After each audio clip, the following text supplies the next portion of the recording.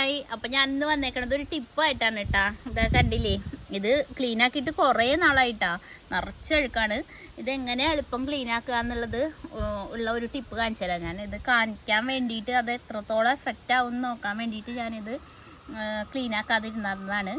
അപ്പം നിറച്ചും ചളിയാണ്. നമുക്കിത് എളുപ്പത്തിൽ എങ്ങനെയാണ് ക്ലീൻ ആക്കാൻ നോക്കാം. നമ്മുടെ വീട്ടിലുള്ള സാധനങ്ങൾ തന്നെ വെച്ചിട്ട് ക്ലീൻ ആക്കണത് കാണിച്ചു തരാം കേട്ടോ. അപ്പം ഞാനൊരു ടേബിൾ സ്പൂണ് ബേക്കിംഗ് സോഡ എടുത്തിട്ടുണ്ട് കേട്ടോ. അതിലേക്ക് നമുക്ക് കുറച്ച് വിനാഗിരി ഒഴിച്ച് കൊടുക്കാം. വിനാഗിരിക്ക് പ്രത്യേകിച്ച് അളവൊന്നുമില്ല. അളവില്ലാന്ന് വെച്ച് കഴിഞ്ഞാൽ വെള്ളം പോലെ ആവരുത് കേട്ടോ.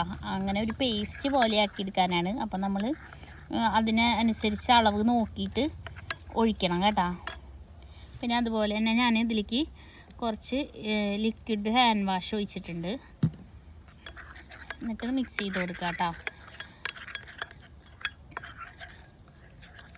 ഇതിൽ തീരെ വെള്ളം ചേർക്കരുത് കേട്ടോ.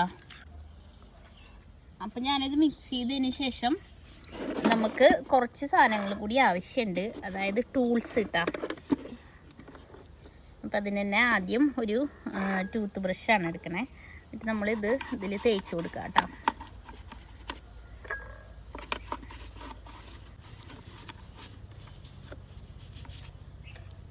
വെള്ളം ചേർക്കരുത് കേട്ടോ. വെള്ളം ചേർത്തിട്ടുണ്ടെങ്കിൽ ഈ വെള്ളം അതിൻ്റെ ഇടയിലൊക്കെ ഇറങ്ങി കഴിഞ്ഞ് കഴിഞ്ഞാൽ മിക്സി നാശാവും, ഷോക്ക് വരും, അങ്ങനെയുള്ള കാര്യങ്ങളൊക്കെ ഉണ്ട്. നമുക്ക് നമ്മളിത് ഇതിൽ തേച്ച് കൊടുക്കുക. പിന്നെ വല്ലാണ്ട് പ്രസ് ചെയ്ത് തേച്ച് ഉരയ്ക്കൊന്നും ആവശ്യമില്ല. ഇത് തേച്ച് കൊടുക്കുമ്പോൾ തന്നെ ഇളകി വരും കേട്ടോ ഇതിൻ്റെ ഇതൊക്കെ, ചളിയൊക്കെ. പിന്നെ അടുത്ത ടൂളായിട്ട് ഞാനൊരു ഇയർബഡ് എടുത്തിട്ടുണ്ട്. അതെന്താണെന്ന് വെച്ചാൽ ഇതിൻ്റെ ബ്രഷ് കയറാത്ത ഭാഗത്തൊക്കെ ഇത് വെച്ച് തേച്ച് കൊടുക്കാൻ വേണ്ടിയിട്ടാട്ടോ. അല്ലെങ്കിൽ ഇർക്കിളിയോ എന്താ വെച്ചാൽ എടുക്കാം.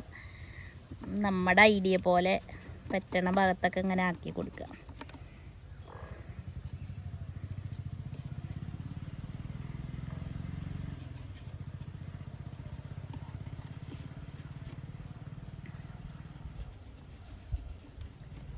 അങ്ങനെ ഞാനിതെല്ലാം എല്ലായിടത്തും തേക്കട്ടെ കേട്ടോ. ഇതിൽ കുറേ അഴുക്കുണ്ട് കേട്ടോ. എന്താണെന്ന് വെച്ചാൽ നാളെ ദിവസം ചമ്മന്തി അരയ്ക്കുമ്പോൾ മിക്സിയുടെ ജാറിൻ്റെ ഇടയിൽ കൂടെ മൂടിയുടെ ഉള്ളിൽ കൂടെ പോയതാണ്. അപ്പം ഞാൻ വിചാരിച്ചു തുടയ്ക്കാതെ ഇരുന്നിട്ടുണ്ടെങ്കിൽ ജസ്റ്റ് ഒന്ന് തുടച്ച് കളഞ്ഞോളൂ, അല്ലാതെ വൃത്തിയാക്കി തുടച്ചില്ല, എന്താ വീഡിയോ ചെയ്യാമെന്ന് വിചാരിച്ചിട്ട് ഞാൻ ഇത് ബ്രഷ് കൊണ്ട് എല്ലായിടത്തും തേച്ച് പിടിപ്പിച്ചു കേട്ടോ. എന്നിട്ട് നമ്മൾ പിന്നെ ഒരു ഉണങ്ങിയ കോട്ടൺ തുണി എടുക്കുക കേട്ടോ. അതുകൊണ്ട് ഇങ്ങനെ തുടച്ചെടുക്കുക. അത് നനയ്ക്കുകയോ കഴുകുകയോ ചെയ്യാൻ പാടില്ല കേട്ടോ. നന്നായി ഇങ്ങനെ തുടച്ചെടുക്കുക. കണ്ടോ, നല്ല ക്ലീനായി. നമ്മൾ ജസ്റ്റ് ഇങ്ങനെ തുടയ്ക്കുമ്പോൾ തന്നെ അതിൻ്റെ എല്ലാ ഭാഗവും ക്ലീൻ ആവും കേട്ടോ. പിന്നെ വയറൊക്കെ ഒന്ന് തുടച്ച് കൊടുത്താൽ മതി, അതേ തുണി വെച്ചിട്ട് തന്നെ. പിന്നെ ഒരു കാര്യമുണ്ട്, ഇത് ക്ലീൻ ആക്കിയിട്ട് പിന്നെ ഒരു 10-12 മണിക്കൂർ ഉപയോഗിക്കേണ്ട കേട്ടോ. എന്തെങ്കിലും നനവിൻ്റെ അംശം ഇതിലുണ്ടെങ്കിൽ, നമ്മൾ വെള്ളം ചേർത്തിട്ടില്ലെങ്കിലും ആ വിനാഗിരിയുടെ ഒരു നനവിൻ്റെ അംശമൊക്കെ ഇതിലുണ്ടെങ്കിൽ അതൊക്കെ നല്ല പോലെ ഉണങ്ങിയതിന് ശേഷം നമ്മൾ പിന്നെ ഇത് ഉപയോഗിക്കാൻ പാടുള്ളൂ കേട്ടോ.